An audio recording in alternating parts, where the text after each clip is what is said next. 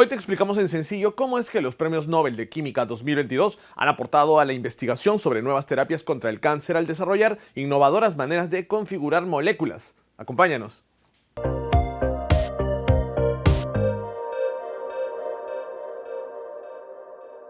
El Nobel de Química 2022 ha sido entregado a Barry Sharpless y Morten Meldal por sentar las bases de la química click, y a Caroline Bertozzi por llevar este novedoso enfoque hacia métodos para cartografiar células, gracias a las llamadas reacciones bioortogonales, que hoy son el punto de partida para el desarrollo de tratamientos experimentales contra el cáncer, con mayor nivel de precisión, entre otras aplicaciones. Vamos a traducir todo esto. Comencemos por hablar de la química click. Antes de ella, la química era capaz de reproducir en laboratorio moléculas naturales, imitando los procesos que, valga la redundancia, naturalmente se daban en los organismos. No obstante, el proceso era largo, complejo y dejaba mucho material de residuo del que había que rescatar cantidades mínimas de la molécula buscada.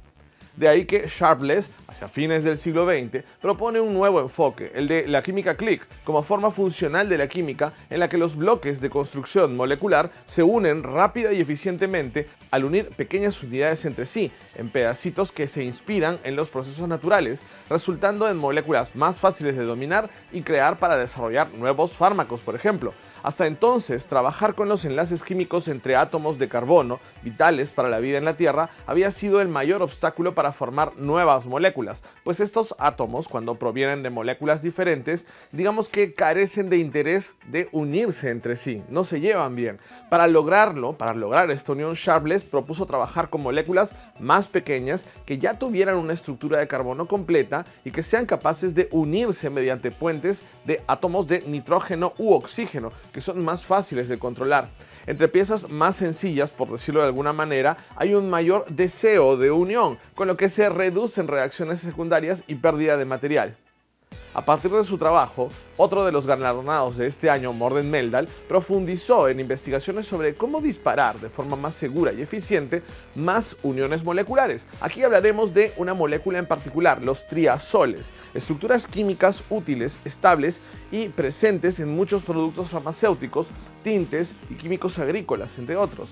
Se trata de bloques de construcción química deseables, como, digamos, piezas de Lego que sirven para unir grandes bloques previamente armados.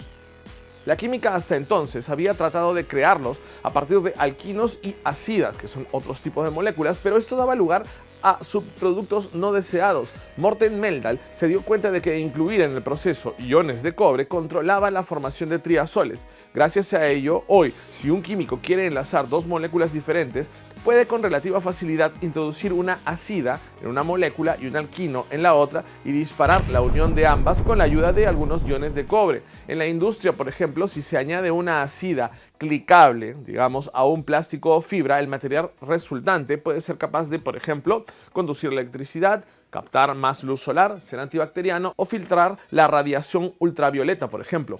Por su parte, el trabajo de Bertozzi, que le ha valido el Nobel, tiene que ver con el concepto de glicanos. ¿Qué es esto? Se trata de carbohidratos complejos, a partir del azúcar, presentes en la superficie de muchas proteínas y células que trabajan durante muchos procesos biológicos, como por ejemplo infecciones virales, cuando se activa el sistema inmunitario. Pero las herramientas de la biología molecular no podían estudiar a estos glicanos, pues usualmente estaban ocultos al interior de las células. Bertozzi desarrolló un método para conseguir que las células produjeran un azúcar con una, digamos, manija química. Esta azúcar daba pie a la creación de glicanos más detectables. ¿Cómo así? Bertozzi pudo, por ejemplo, adjuntar una molécula fluorescente a esta manija. Así, la luz emitida revelaría bajo el microscopio dónde estaban los glicanos usualmente ocultos en la célula.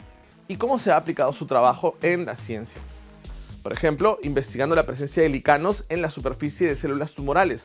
Los resultados sugieren que algunos glicanos parecen proteger a los tumores del sistema inmunitario del cuerpo, ya que apagan a estas células protectoras.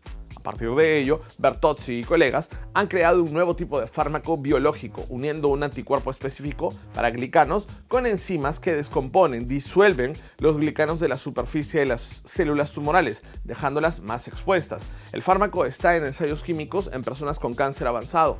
Asimismo, otros investigadores también han empezado a desarrollar anticuerpos glicados que atacan con precisión a una serie de tumores, sin dañar tejidos y células saludables, lo cual constituye uno de los principales problemas de las terapias del cáncer convencionales.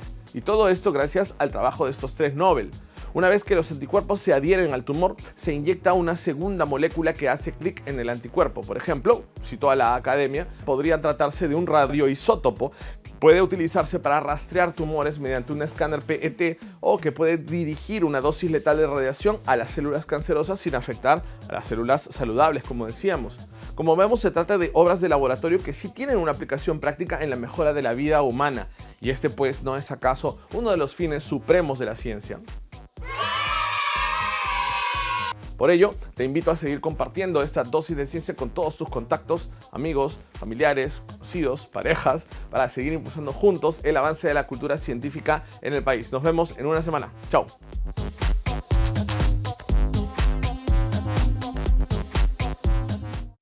Siempre con el pueblo. Gobierno del Perú.